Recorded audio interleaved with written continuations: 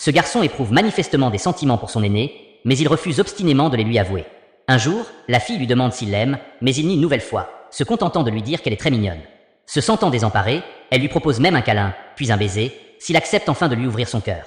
Pourtant, il semble n'avoir Dieu que pour leur partie de shogi. En réalité, il s'est juré de ne lui confesser son amour qu'après avoir réussi à la battre sur le plateau de jeu.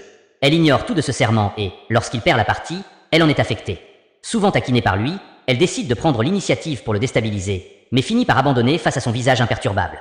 Il lui demande alors pourquoi elle prétend toujours que c'est lui qui fait le premier pas. Elle se sent gênée, car il ne cesse de lui dire à quel point elle est jolie. Ces paroles la touchent en plein cœur.